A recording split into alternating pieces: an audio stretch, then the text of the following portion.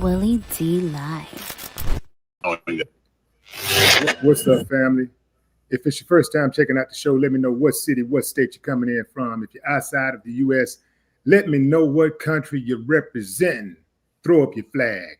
Family, I need you to smash up the like, smash up the like, smash up the likes. Also, if you have not done so already on YouTube, after you subscribe, there's a little bell next to your subscribe button. Go ahead and click that thing right now so you can get your notifications each time I drop a new video like this. That way you'll be in the loop.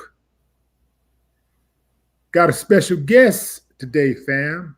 Joining us, Sharay Hayes, a.k.a. The Punisher, who testified at Diddy's trial about participating in freakoffs. Welcome to the show. Welcome to the show. Welcome to the show, young man. Welcome, my brother. I'm happy to be here, man. Absolutely. Straight out the gate, I just got to know, man, what does your family think about all of this? So, man, I kind of lucked up, right? I'm transparent. You know, my mom passed away years ago, and me and my dad super tight. And because I've been doing the male stripper thing for years, people already knew about that stuff. And honestly, this exaggeration of me being labeled a male escort, that's not my hustle. That's not what I was doing. I definitely got propositions, and I took the proposition. But most people who know me closely knows that I was just a male stripper. I ended up in this kind of situation that I acted on. So they don't really fall into the label of everything. If you know me personally, you know I'm a good dude, you know, high integrity. And this is just something I got involved in that's looking crazy publicly, you know? Yeah. And what about your friends who do know you? What are they saying? So, man, it's anybody who has like a negative opinion, you're not going to get that, right? They kind of keep it abreast. You know, the people, most of my close circle, they knew about this years ago. You know, everything that I'm testifying to, everything that they hear me say, they heard me say in 2012, you know? So it's just, they can't believe like, yo, this thing is public now, like everybody knows. And I guess the few friends that thought I was full of it, you know what I'm saying? Like exaggerating it. They're like, yo, this guy was really telling the truth, you know, like, because, you know, sometimes you tell your friends these stories and they're like, right.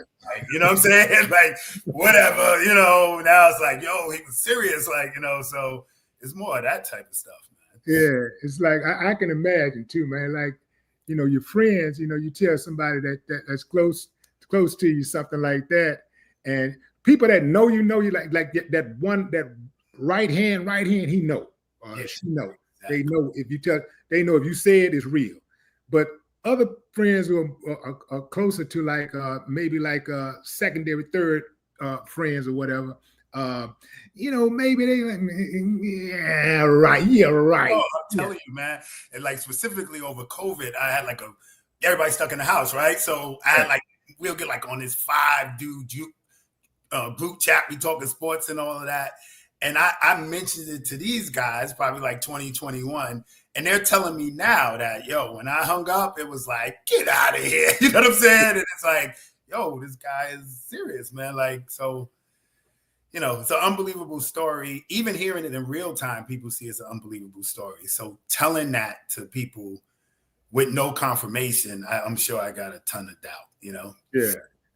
Since your book's release, and the name of your book? It's called In Search of Freezer Meat. Yeah, and where can the book be found? Oh, it's on all platforms. Amazon, Audible, it's an audiobook also. You can get it on Apple Books and Google Play. Right, okay. So since the release of the book, what's been the reader reaction that has surprised you the most? Actually, man, it's not that there's a surprise, because I do feel like I put out a good product. I do feel like the message is going to be valuable and useful to guys that are struggling. You know, the book centered around mental erectile dysfunction. So I thought it would be helpful. I think the reaction that I'm dealing with is people not taking it serious. People not taking it serious, and they think it's kind of like some sort of 180 page, even though I testify it's only 6 pages in the book, but they think it's kind of just escapade centered around like the Diddy-Cassie experience. So yeah, go ahead, finish. Yeah, so trying to overcome that for people to actually give the book a try, see what the real message is and the funny stories and how it's relatable to most men has been a pleasant surprise. A surprise that the people who give it a chance, they get it, they like it, is doing well. But I'm still trying to overcome the narrative centered around the trial. Right. Is any of this stuff embarrassing to you at all? So, you know, it's funny, man, not at all. And what I had to do a long time ago, bro, I've been a male stripper for 30 years. And obviously I built 30 years, man, 1995, man. So, you know what? Being a male stripper in your 20s is cool. In your 30s, by the time you get past 35, you look retirement plan. You look down on, right? And obviously for me, it's a bigger picture. Like I run a company, we do shows in 30 different cities. You know what I'm saying? It's a bigger outlet, but just that label male stripper has put me in a stereotypical, such a low place that I had to like shake off being judged or embarrassed or anything years ago, man. So because the biggest, I would think that the biggest stereotype and in many cases misconception for male dancers are that they're homosexuals. And listen, bro, that is an accurate stereotype, and I'll tell you where it comes from. Most guys don't only dance for women. Believe it or not, making money in the business dancing only from women is minimal. So most guys dance for both sides. And I do believe, you know, I'm probably offending some friends, but I do believe that a 100% straight guy shouldn't be able to dance for men, you know? Maybe they can. That's not my makeup. Like I have gone my whole 30-year career without dancing for men, without stepping in a gay club, and I don't frown upon it. But in my masculinity of who I am, it's a comfort zone that I'm not going to cross. So obviously, as other straight men and even women, if they hear a guy is dancing for guys, then that's going to create the stereotype that all male dancers are gay. Yeah, because I can't, you know, look, man, I got a few moves and stuff, you know. You know, when I'm with my woman, man, you know, it's for her. I don't even show my moves to the rest of the world. I mean, it's just for my woman. I show a couple of moves, whatever. And but that's for her, and that is for female energy, female touch, feelings, all of that. You know, like, so what if it's just the idea of a guy sitting on another dude's lap. Yeah. Plain that away. You ain't nobody gonna convince me that a man in his right mind, a straight male in his right mind, would dance, put his junk in front of another dude, or sit on another dude's junk, and he ain't that way, you know? Yeah, bro. I mean, that's tough, man. That's tough. I mean, you know, we gotta understand there's extenuated circumstances. You know, we don't know how pressed the person is, what their financial level of distress is, or what's going on in their life. And to each his own, man. Like, you know, I try to be neutral, not be biased. If you got the frame of mind to be a straight man and block that out, and you find it beneficial to you, hey, you know, more power to you, man. But me, myself, I would never wanted to even attempt to put myself in that type of environment for financial gain. Money comes and goes, but your peace of mind, you got to live with that forever, man. That's true. That's true. So this brings us to the moment where you walk in this room, and this woman, she had her face covered the first time you met her, right? No, she didn't have a face covered. She just had a wig on. So she had a wig on, but you could tell this is a nice looking woman. Oh yeah, bro. Yeah, right. Forget about it. At this point, are you counting your lucky stars? Or are you saying, damn, I hit the jackpot on this one? My man, of course, man. Like, I have been doing this for years, and sure, we all have our like fantasy best case scenario, you know? Right. So I've had my own thought process of, man, what if I walk into this party and it's just a gorgeous woman and she's all over me, and it's like, this is happening, right? Like, look, man, we live in a time with these apps got filters and stuff like that, and every woman can kind of make themselves look beautiful, you know? But when you see a woman like Miss Ventura in person, she looks flawless, bro. She looks flawless. Like it's stunning, like a glow, like the Chappelle Show orange light glow.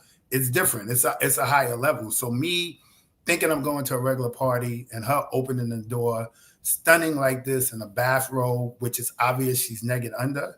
I'm like, jackpot. Like, this is crazy. You know? So at what point do you realize that, okay, she's not by herself? It's a dude in here with her, and what the hell is going? What is he looking for? What, you know? Well, luckily it was explained to me from the inception, right? So she walks me in, and it's a suite. So she walks me into the living room, and I guess wherever Mr. Combs was, he was in the back somewhere. But I'm still thinking I'm gonna dance, right? He was in the back, oiling down. Yeah, something, I don't know, right? so once we get in the living room, I think I'm gonna dance. So I asked her about changing, and she immediately explained to me, "Hey, look, this is a scene we're setting up for my husband," right?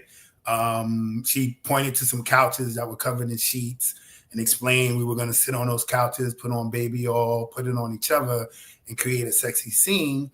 And eventually, he was gonna come in to watch, right? And the instructions was, when he comes in, don't look at him, don't acknowledge him, don't talk to him. I'm supposed to act like he's not even there. Mm-hmm. And before I could even like process it to, am I cool with this? Am I not cool with this? She handed me a stack of money.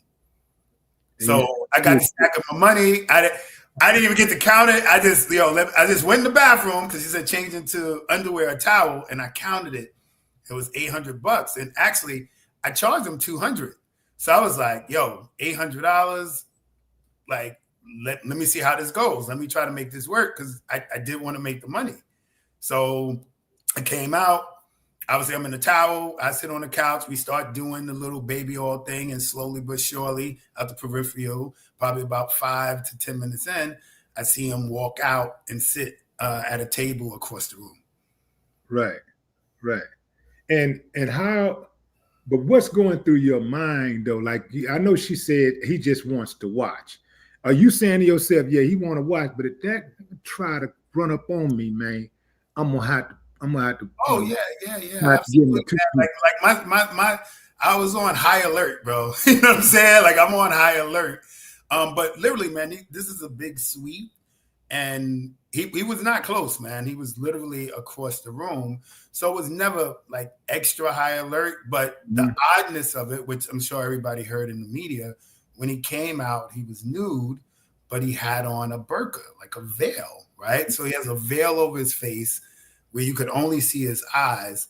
And even out the peripheral, it's like, is this dude naked with a veil on his face? So that's weird, right? But I'm trying to be professional, right? I want to make the money, right? And she's obviously gorgeous, right? So I'm kind of in this process of, all right, let me try to be professional, do this to make the money. But then I am having like, yo, this is weird as hell, man, with this guy, with this veil on. And then at times he's masturbating, right? He's walking back and forth masturbating. So it was definitely an uncomfortable situation, but I'm a hustler, man. I'm trying to make that money, Man, $200 seemed kind of low, man, for a house call. That seemed kind of cheap. I mean, what's the going rate these days?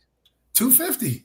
$250. Inflation's been $50 up, bro, from 2012. Oh, hell no, man. I ain't saying that I'd be a stripper or nothing, but if I was, man, for $200, all you gonna get is a confirmation. So you got to look at it this way. Right? I'm not coming out, man, and I'm a two-step. I do a two-step for $300. Like, no, see, you're missing the part though, bro. Strippers get tips. So that's where the money come in. Door. Yeah. But I'm used to walking in, and it's 25 women, 30 women. They giving you at least $10, $20. Now you add in 25 times 20, that's 500 plus my 250 to show up. Yeah. Now I'm walking out cool. So that's just to get in the door. But women, they show love, Yeah, okay. Now That makes more sense. That There makes. you go, man. Did anything about Cassie or Diddy's energy surprise you once you got into the room and y'all were in like full motion? You're like, okay, this is what is. Anything unexpected happened? Like, okay, this is a little weird that this dude wants to do it. And was that the first time that you were in a scenario like that, where a guy wanted to watch? Well, it was the second time. Uh-huh. I had a scenario like in my years earlier where actually I had met a woman on a trip I was on and ended up sleeping with her.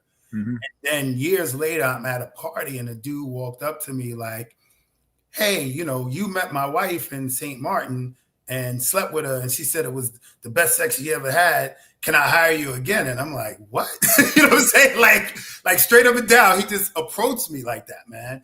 And straight up and down, said, yo, I'll pay you $500. I wanted to have a good time, and set it up for later that day. And this is like a story from my book, but it ended up getting extra crazy where a couple of my boys was there. He saw them and paid them too, and I couldn't even participate. That's how wild it was, bro. Seriously. I couldn't even participate because it was so out of my comfort zone. And that's when I first learned about what they called cuckolding, right? Because when this all went on, I ended up having a conversation with the husband while the wife was participating with my two homeboys. And I asked him straight up, like he seemed like a fit, in shape, cool dude, a little old at the time. I think he was in his 40s. And I asked him, yo, man, you mind me asking, like, what's this about? And he straight up and down basically said he was having erection issues. If he can't satisfy his wife, and if he sends her out to meet guys on her own, he has to deal with an intimate connection, her falling in love, the guy, why don't you leave him? So he says he sets these up for his wife because at least if he sets up her sexual activity, he can block there being an intimate connection, which could result in her falling in love, him getting a divorce, et cetera, et cetera. So my first experience was with somebody trying to hire me because he couldn't perform. And so when I got into the situation with Mr. Combs and Miss Ventura, I honestly thought it was similar. I thought maybe Mr. Combs had a sexual issue, and he was looking to supplement. Wow, that's wild. Cassie admitted in court that she had UTIs, urinary tract infections, over the years, over her 10-year, 11-year freak-off career. And then she even talked about having like sores in her mouth and stuff like that. Did you ever get any diseases or anything like that while doing? Thankfully, no, man. Women? Yeah, thankfully, no. I dodged. If there was a possibility of contacting something, I dodged it, fortunately. And that's ironic, right? Because I did make a reckless decision to engage unprotected sex in that situation. With Cassie? Yeah, and the crazy thing was, we would have conversations consistently. Like when I would show up and she would be like, hey, are you tested? I'm tested. I got my paperwork. I can show it to you, this, that, and the other. And I heard that and it affirmed me, you know what I'm saying? And then I'm looking at this beautiful woman and we in these expensive, like, yeah, she's not going to be reckless. Yeah. So I took this as, okay, yeah, this is probably a safe environment. So even me to hear after the fact how crazy it was, if those allegations are accurate, man, I took a serious chance naively, just assuming her beauty and her status meant, safe actions, Yeah. Did you pull out? So here's the thing, right? I was so uncomfortable with the sexual activity that anytime I got an erection, it was over medicated. Like I was taking a Ciagra, Viagra, something from the corner store, whatever. Mm-hmm. And I don't know if you ever tried pills before, enhancers, right? But if you take too strong a dose, you'll get a scenario where you're erect, but you're numb. You can't feel anything. You know what I'm saying? You can't feel anything. And it's an issue to actually sometimes even climax, right? So every time I did engage in sex, I was so overly medicated that I couldn't really feel anything, you know? So when it would come time for me to climax, which was part of the scene, they wanted that ending, I had to always do it manually. Like I never had a situation where, like normal sex, where you penetrate to the sensation builds to climax. That never happened. It would be penetration to, all right, the penetration part is good. Then it would almost be instructions like, we want you to finish. And then I would have to rub one out. And that wasn't even easy. It was like the concentrate, you know what I'm saying? Like, because I was over medicated almost every time. Wow. Wow. Is there anything that you wish you had done or not done that night, you know, on any one of those nights? Because, and also, how many times have you had a freak off with Cassie and Diddy? Anywhere. Honestly, man, I don't have an exact amount of times. My estimate is 8 to 12 times. Okay. It could actually be more. You know what I'm saying? It could, right. But you know, we're talking 13 years ago. I didn't keep track of, you know, every single time, but that's my estimate. So, and back to your question, do I have anything that I would have did differently? In the moment, no. I mean, in the moment, it was routine. It went the same every time, where it was just these kind of like mutual baby oil massages that led into sex. None of the sex got overly kinky or crazy. Like I know there was testimony by another guy saying that he was urinating and all that stuff. It stayed basically vanilla sex for me. It was just more or less, it was portrayed as a voyeur fetish, like the husband likes to watch. Mm-hmm. And he's not supposed to be seen, and it stayed consistent to that. Yeah. Yeah. Have you had to set up any personal boundaries with friends or family, you know, in regards to, you know, speaking on this case? Nah, man. Or like I told you, man, I have a small circle, and the circle that was close to me, they already knew the details.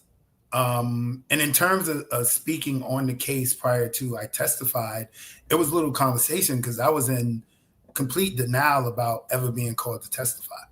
You know, it wasn't confirmed that I was going to actually be a witness till a few weeks before I actually testified, even though investigators have been contacting me for over a year.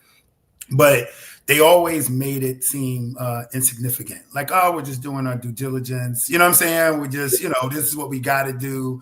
And I really believed that. So I was like, it's no big deal. You know, they'll pass by, ask some questions or whatever.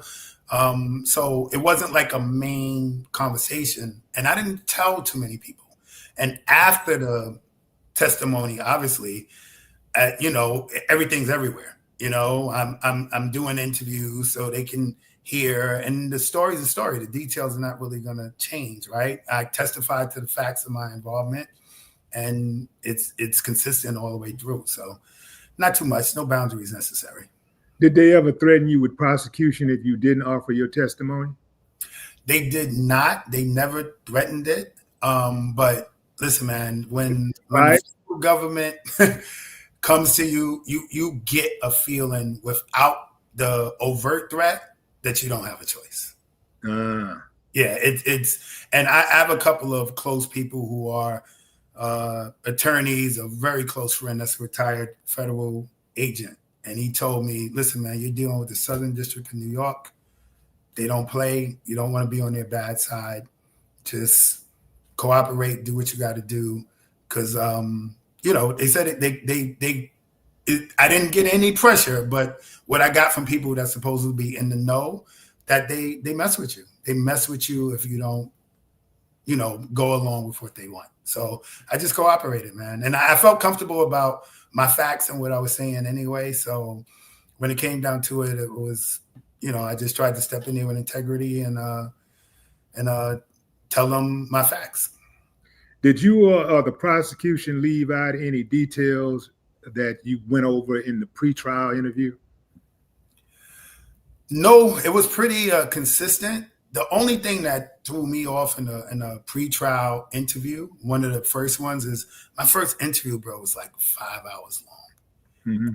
Asked me every question you can think of. And before an interview starts, for anybody who never experienced, they're cool, but they put a piece of paper in front of you. I forgot what it's called, but you basically sign an agreement that everything you say in your interviews, because your interviews is just like being on the stand. Mm-hmm. You're under oath on the stand, but you're under oath in your interviews too, and everything has to be honest. So they signed this, and they basically told me, look, everything will be fine with you if you tell the truth, but if you lie about anything, basically we're persecuting you to the fullest extent of the law. Like we're going to perjury. You signed that piece of paper? This is how the interview starts. You have to. You know what I'm saying? You have to. Yeah. So that first interview, they asked me about 5 hours worth of stuff. I answered everything. And after the interview was over, my man, they handed me a booklet with every text message, with every conversation, with everything that I had, where they had all the information already. Where did you first encounter them? Like when they was reaching out to you, how did they find you? So, I mean, look, the only way they could have found me, because it was always only me, Mr. Combs, and Miss Ventura. So they had to get my information from one of them. And if you look at the dynamic where Miss Ventura is their witness, they had to get it from her, in my opinion. So when they showed up, they knew everything. You know what I'm saying? It was just about me being credible and answering the questions to the stuff they already knew. So, and with the way they showed up it was no call. It was no nothing. I'm in the home. I get a call from my doorman. Hey, you got visitors. I walk downstairs, and it's 2 federal agents. That's the first time you made contact with them. Yeah, and that was approximately spring of 2024. It showed up at my house, bro. It showed up at my house. Yeah. Yeah, you got a doorman, like, man. I know what that's like. When they show up, man, you like, because normally, like, if you have that type of a lifestyle, you know, nobody's just stopping by to visit you. Nobody's just stopping by. Nah, not at all. Man. Yeah, and so you got visitors. Yeah, and the funny thing is, right? When I came down, you know, as soon as you see him, you can tell it's law enforcement, right? But you know, I run a nightclub in New York, so I'm thinking they're talking, they're coming to me, talk to me about some incident at the club or something. Right. So they was like, "Hey, we want to talk to you," and I'm standoffish. I'm like, "Yo, we can talk right here in the lobby," you know? And they're like, "You sure?" And I said, "Yeah, we'll talk right here." And they're like, "Well, it's in reference to Mr. Sean Combs." I'm like, "Oh, come upstairs, fellas, follow me. Right this way. You need some water?" Like, I got out of that lobby so fast, man. Like, you about to get him some water, and you drink the water. Look here, pour him some water and drink the rest out the pitch. But on a serious note, though, you laid down some bare intimate moments between you and Cassie and Diddy. And do you ever worry that you crossed the ethical line by getting on the stand and testifying against a former client? I won't say ethical line, right? But it's tough, man, right? This is his personal desires, his personal fantasies that I was involved in him acting out. And I feel for as a adult male, his personal business being put out there in a way that makes him look bad, right? It's messed up, man. And I mean, I feel that way for both of them, right? Like, you know, forget the accusations or who's guilty or who's right or whatever the case may be, to put your sexual moments on display for the world, to be judged and criticized and laughed at or talked about is just horrible for anybody, man. So I do feel terrible at the fact that those are the facts, right? I had to tell them, like, it wasn't just my story. They got it from her too, right? So I'm just corroborating what the facts are. I'm under oath. I have to do it. But I feel terrible that he has to, deal with this spectacle of his behind closed doors choices, you know? Yeah. The first time I ever went into a federal court building, I was in awe of how everything in that courtroom was gigantic. Like if you go into a regular courtroom, everything seems to be proportionate to the people who are there. You go into a federal courtroom, man, it's like everything swallows you up. The doors swallow you up. The seats, the row, the benches, they're so damn. It's like they're made for giants. So and I think that the defense desk, the prosecution desk is over. Everything is oversized. The judge sits way up, like in the sky. And everything is so damn big, like it's intimidating. And I think they do it for that reason. What was going through your mind the first time you walked inside of that federal courtroom? Yo, my man, I'm glad you summed it up that way because you did it perfectly. I'll come up there expecting Judge Judy, right? They expected one of them Judge Judy set up. And the way you described it is exactly how it was, man. And dude, I think I'm a confident, balanced, alpha male, and I got completely intimidated, bro. I had almost like an anxiety attack. By the time I got through that door to the stand, my hands was trembling, man. Yeah. I was completely overwhelmed, yo. I was not ready. And only thing that lucked up for me was they called me to the stand about 10 minutes before lunch. So they got me on the stand. They swore me in. I might have got asked 3 questions, which my voice was cracking, trying to answer. Right. And then it's break for lunch. And I was like, thank God, man. Yeah. You know what I'm saying? So I had that half-hour break. And even when they took me to the room out there, dude, I was still shaking. I had to sit down and really compose myself, man, to get ready to go in there. So you summed it up perfectly, man. It was nerve-wracking, intimidating, and I still don't know. It just was like an anxiety because it was nothing specific. My testimony was the same. My testimony went well, but just the overwhelming of the moment, I was shook, bro. It's that moment, bro. It's that atmosphere. Shook, man. It's that atmosphere, man. Was there a particular question that stuck with you after the trial that you replay in your head over and over and over again? That was asked of you from either the prosecution or the defense?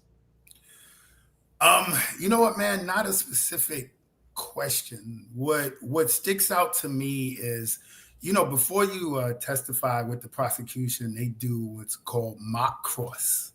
So they predict the way you're going to get cross-examined, right? Yeah. And so their prediction was all based on me being attacked and trying to be discredited or, ripped apart, like them trying to bring up things. And what threw me for a loop in actually a positive way was the defense. The attorney's name was Xavier Donaldson. He actually cross-examined me to create more credibility. Okay. So what he ended up doing was he brought up the fact that I've been a male performer for 25 plus years. And something that's crucial for me to do when I walk into a room full of women is I have to read the room, because I can't walk up and dance on a woman or do these sexual gestures to somebody that's uncomfortable, right? So he specified that I'm basically an expert of evaluating a woman's comfort level and doing that very quickly. And then he spun that to, well, would you had interacted with Miss Ventura or any woman if you sensed they were just uncomfortable? And the answer to that is no. And it really was a complete left from whatever the prosecution thought was going to happen. And it kind of made their pitch, because there was moments where Miss Ventura would sigh and seem frustrated during the act, but it was based on directions. Mr. Combs would give directions. Hey, move to the left, move to the right, move the candle, move this, that, and the other. And sometimes the repetitiveness of the directions, she would show frustration, and I guess, or she would sigh, or it would be noticeable. And they kind of attacked that notion by creating more credibility and giving me the power to assess her comfort level, which was an interesting way of going about cross-examining me. Is that the reason? Is that the reason? You kind of came across like you was not there to try to lock Diddy up, or you was just there to say what happened? Because in your testimony, I didn't think that your testimony necessarily hurt Diddy, and I don't think it necessarily helped the defense. I don't think it actually helped or hurt. I think it was just, confirmation that they were getting freaky. I didn't really hear anything that was particularly damaging to Diddy that was in your testimony. Yeah, I mean, I didn't either. Like I told you, when they were contacting me earlier, I didn't even think I was going to testify because I didn't think my details were significant to proving the case. And for whatever reason, the prosecution never said to me, this is the part of your testimony that we value. This is what we're focusing on. Mm-hmm. They just, all my witness preps would just answer the questions honestly, the way you answer them. There was no cues. There was no, we want to focus on this. It wasn't anything.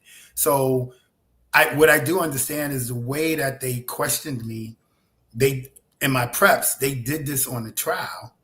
And I think probably, I have no idea, but I always thought maybe they were focusing on the element of control, right? Because he was directing, right?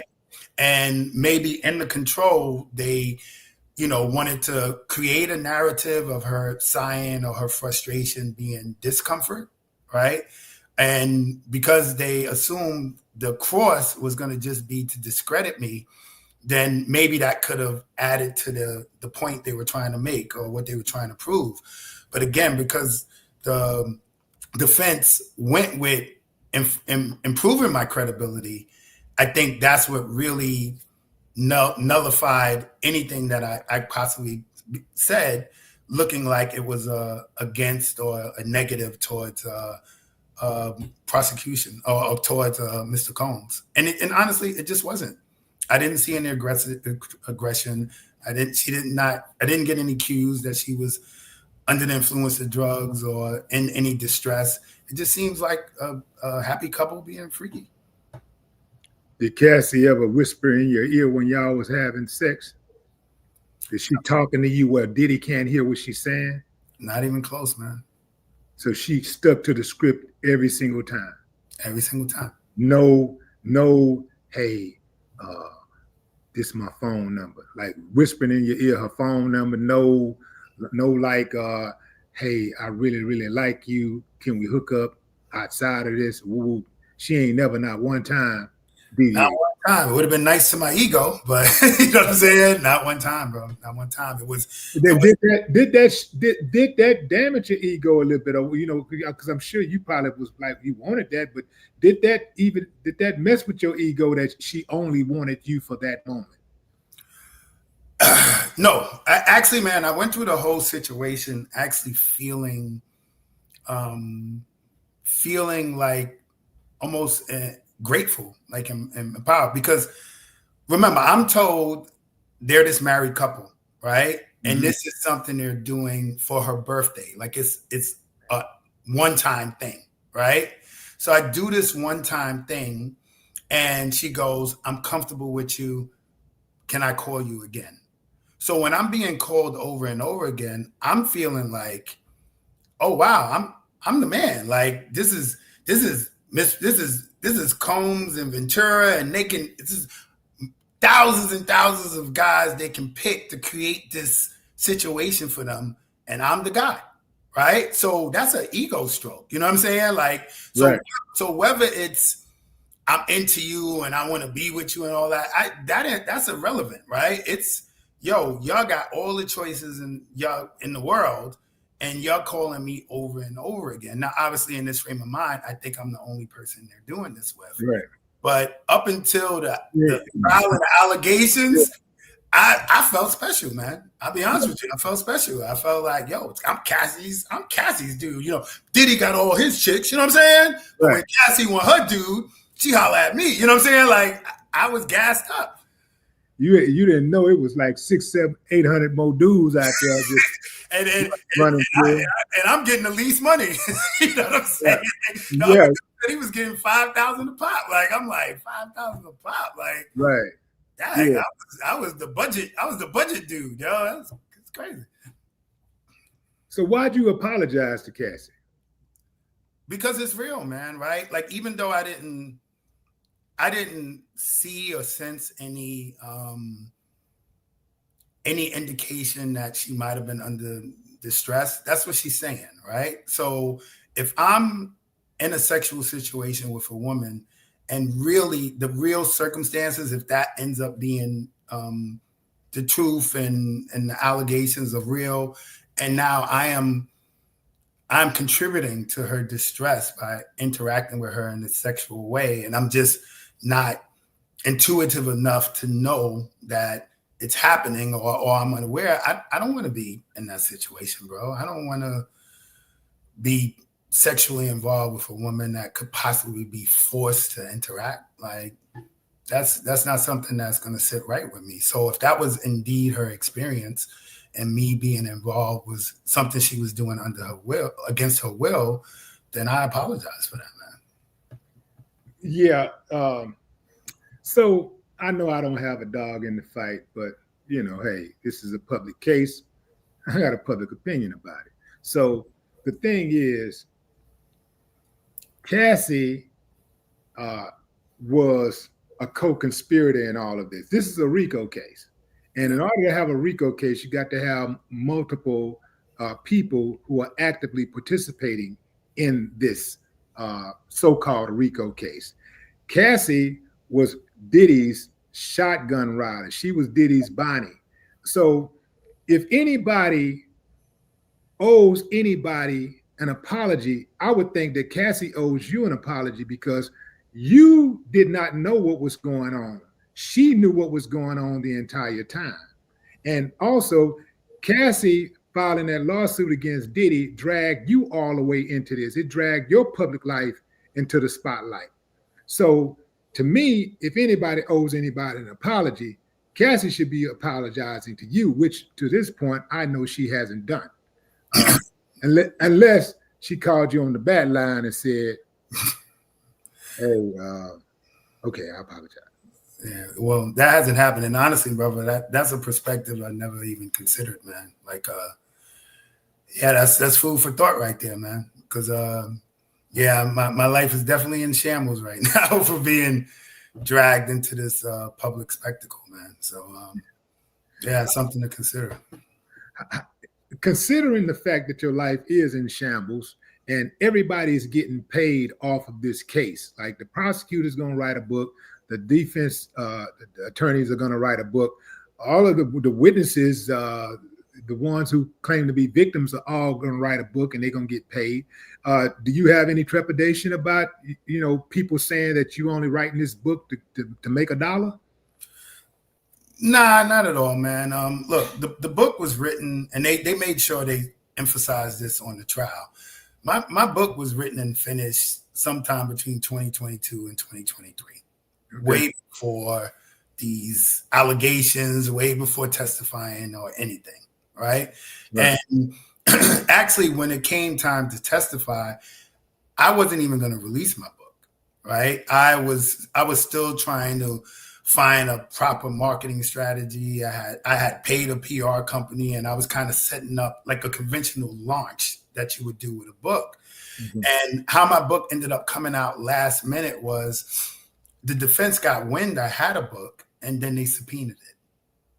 So my lawyer said to me, listen, once you subpoena your book, you lose the control of it.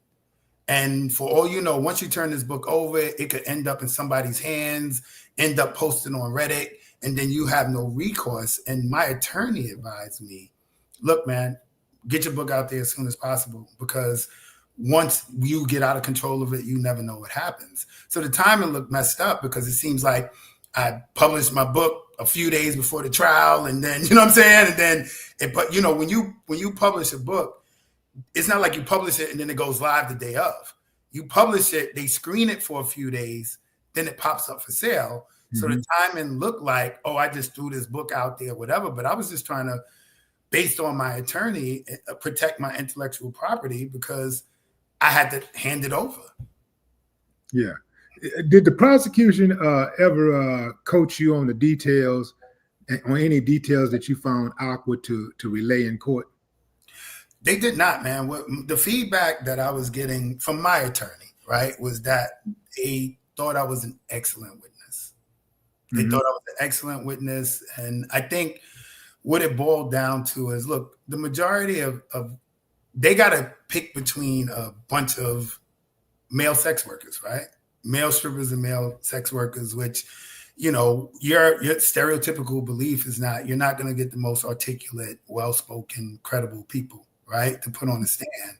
So I think just because they wanted to represent sex workers on the stand, they picked the two that are the most well-spoken, you know what I'm saying, the best involved. And I always thought that was my value because I could get on the stand and be credible. And also, bro, I'm squeaky clean. Like, I've never been arrested. I don't smoke. I don't drink. You know what I'm saying? I don't have a history. I don't have anything that if like their prediction was that the defense is going to try to attack my credibility, I was somebody whose credibility was hard to impeach. Was there a moment during cross-examination when you nearly lost your composure? Yo, listen, not even close, man. Like the first words of the cross-examining attorney was, "Mr. Hayes, I'm going to try to make this as easy for you as possible." Okay. It wasn't even close. You know, only one scenario, which I corrected it. I guess from my notes, he tried to imply that I caught I caught romantic feelings for Miss Ventura. Right. So he tried to harp on the idea of, didn't you catch feelings for her? And I said, that's incorrect. And he pulled up, I guess, some notes from one of the investigators that said, you know, my feelings or whatever, but I just corrected him and said, listen, that's out of context. What they're referring to is what I told you earlier. I felt special, right? I felt special to be the guy they called. And I think he's confusing that for me having romantic feelings. And that was the most back and forth we had, which when I explained the confusion, he left it alone. Yeah. What was one of the details about the encounter that no one in, you know, the press or, even in the courtroom ever asked you to describe? Like there was something, that you thought that may have been something that they wanted to know, but nobody ever asked you about it, and you was actually prepared to actually give them that information or try to circumvent that information?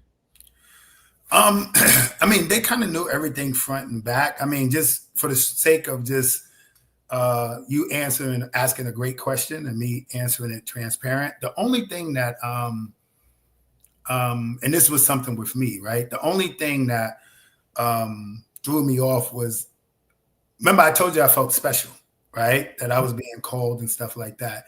And there was a circumstance where she called me to come through. And I had happened to be like in an amusement park with some friends, you know what I'm saying? Having a good time or whatever. And I asked her to reschedule. I said, hey, look, I'm busy tonight. Can we set it up for tomorrow? Because when they would hire me, they would hire me Friday, Saturday, Sunday. You know what I'm saying? I would come like 3 days in a row.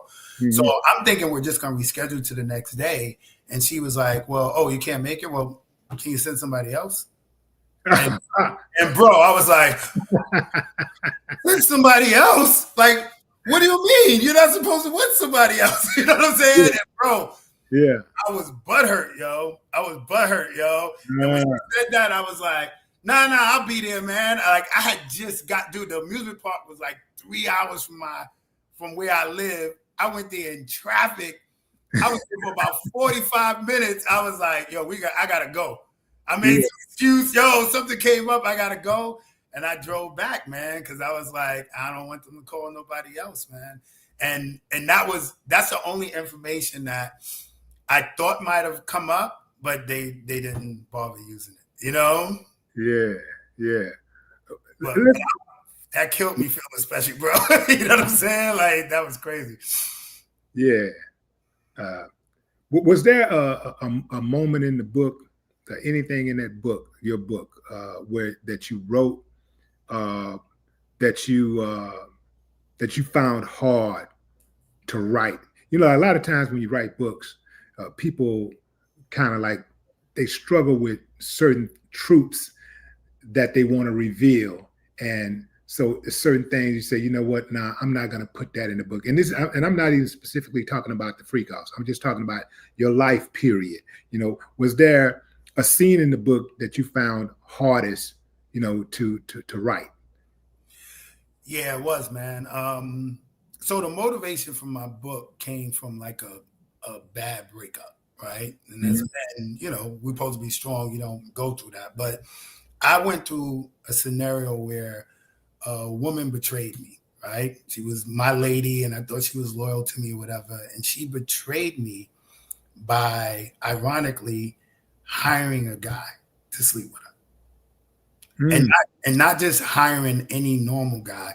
She was into that BDSM, whips and chains and stuff. So she would hire this guy and he would basically, she'll be calling him her master and you know what I'm saying? And her king and this, that, and the other. And when I got this information, it was like a super blow to my ego, because not only did she do it, she told me her motivation for doing it was because I was lacking in the bedroom, right? And so that hit me so hard psychologically. I went for almost like a year without being able to get an erection.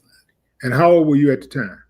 40, probably about 45, 46, but maybe about 46 years old. Yeah, that's something, man, because I remember a guy who was about 50 something years old telling me the same thing. He was like, man, well, when you get about 40, 45, well, you ain't gonna be worried about all that, man. Shit, that thing you're gonna be worried about is something, yeah, and all that kind of stuff, right? And so when I hit 45, I'm waiting for it. I'm looking for it. I'm like, what's happening? It ain't happening. I'm hit 50. I'm like, where that 50? It ain't happening. You know what I'm saying? But you know, I got a certain type of thing about me, man. It's this DNA that I got. It's God, you know what I'm saying? Man, like, you know, so I ain't, you know, thank God, knock on wood, you know, I ain't had to deal with that yet, but I know it's coming if you keep on waking up. If you're a man, you know, it's a natural thing, you know. So how did you address it? So just to speak to what you're saying, right? So when I went through this, I went through everything to try to fix it, and I found out there was nothing wrong with me physically.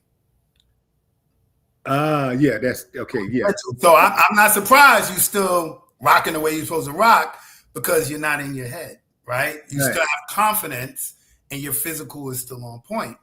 I lost confidence, right? My mind would create anxiety before sex. Anxiety before sex constricts your blood vessels. You ain't getting no blood flow. You can take the pills, you're not getting no blood flow. So I went the next level and I got a implant. Straight penis implant, bro, which is top 3 decisions I ever made in my life, yo. It sounds crazy, but if you ever in a position where you can't perform, then you're going to consider it. You know what I'm saying? Like, you saying you got an implant? I got an implant, bro. So you talking about where you have to push a button or something like that? Or? Bro, I got a pump and my testicles and click, and I get literally, bro, the best erection of my life every time. Unlimited stamina, y'all. Is there any discomfort you ever have moments where you like, damn, man, I don't know if I should have really done it? I mean, it's the steak worth the sizzle. It's absolutely zero regrets, man. Zero regrets. Like I said, it's the best decision top 3 decisions I've made in my life, man. Top 3 decisions I've made in my life. And if you think about us as men, right? We, to some degree, you always deal with some sort of anxiety sexually. If you're a young man, you worry about lasting long enough, doing a good job. When you get older, you know what you're doing, but it's like, can I go 2-3 rounds? You know what I'm saying? Can I put this condom on and it's still gonna work? You know what I'm saying? It's these different things that become an issue. And when you correct it this way, any anxiety, any second guessing, any thought process or whatever is gone, man. And I had no idea how much I was obsessing over my sexuality diminishing, man. Like it went from me working out to look good to working out to keep my testosterone up for my joint. You know what I'm saying? If I'm eating a certain type of food, or I can't eat that, that's bad to keep for my circulation. Or I need to eat that, that's good. I need these vitamins. I didn't realize how obsessed I was with my sexual potency and trying to maintain it as I aged. So doing this procedure, it took all of that pressure, all that extra thought process out of the equation. And now I'm at peace, man. I'm at peace. I don't have to worry. There's no worry. There's no anxiety. I can focus on other things. And now when it comes time to engage with women, because I'm not married, I'm still single, right?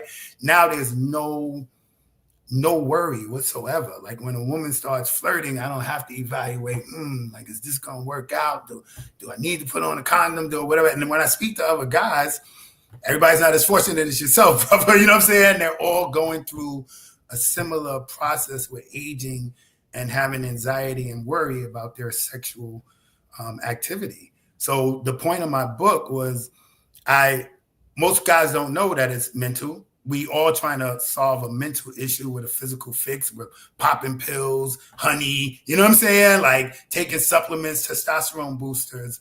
And, you know, my book kind of goes through a understanding, like in a relatable conversation, something I needed when I was going through my issue of explaining these things, giving remedies, giving things you can do that are really helpful under the guise of a funny, entertaining, relatable story that ultimately, if push comes to shove, if you get to your final straw and you can't fix anything, then you do what I did. You go out, you get an implant, and you solve it once and for all. And that's the point of the book. To be clear, it doesn't enlarge. It's just allows you to get hard. Yeah, it's not. Yeah, this is not about size. So it doesn't enlarge. It just makes you get hard. Understand words that we trying. Understand the things we are trying to avoid. We're gonna have to do a collab on that, man. You know, like because that we can start right there. It doesn't enlarge. It just makes you get hard. There you go. Yeah. You know, I keep telling y'all, fam, if you come here, you're going to learn something. I'm going to give you these information and instructions to help you navigate through this wild, crazy, beautiful world. You dig what I'm saying? Man, Punisher, man, I appreciate you, man. You don't really like somebody calling you Punisher, though. You like Sharay, right? Sharay. Most people call me Ray for short. Ray for short. Ray for short. All right, Ray. Look here, man. I appreciate you coming on the show, man, and sharing your testimony. Are there any other words of advice or just something that you want to leave with the people? Yeah, man, just in general, man. Look, fellas, aside from the craziness, right? Just masculinity is a big topic, right? We're all men's masculinity is being questioned and stuff like that. And dude, a lot of it that is not being uncovered is how masculine can you be if you're struggling with your sexual ability? You know what I'm saying? So whether you go buy my book, whether you, whatever remedy you're taking, man, if there's nothing more emasculating for a man than to start struggling with his ability to have sex. So if you're a guy out there and you're dealing with that, bro, don't accept it.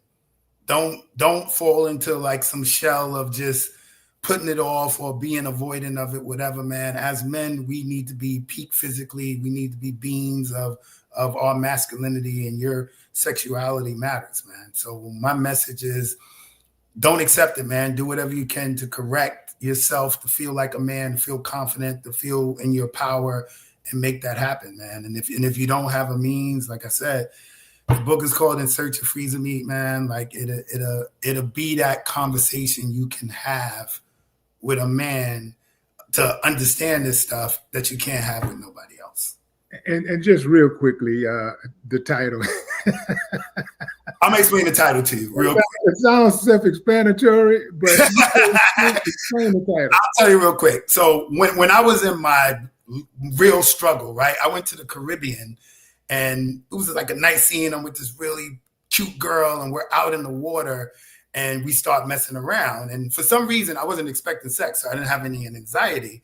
We start messing around, and I got a steel pipe. And this chick actually reached down and grabbed it and said, you are hard as freezer meat. And so he said it to me. And yo, that was like I heard the harps like, oh, like, cause ain't nothing better than an erection compliment when your erection been straight. You know what I'm saying? So, but I always said it was all downhill from there, because the goal was trying to get back to that place. So you came full circle, brother. You bet. Full circle, bro, because I'm freezing me on demand. Ladies, make sure no matter what you do, I know y'all like the shopping because women be shopping. Y'all make sure whatever you do, go out there and make sure you get you some freezer meat. If you already got some, you don't have to go nowhere. Make sure you get you some freezer meat. That's it, man. I appreciate you, man. All right, brother. Thank you for the interview and the platform and letting me tell my story, man. I appreciate you. Absolutely. Appreciate y'all, fam. Enjoy the rest of your morning, afternoon, or evening, wherever you are in the world. No more talk.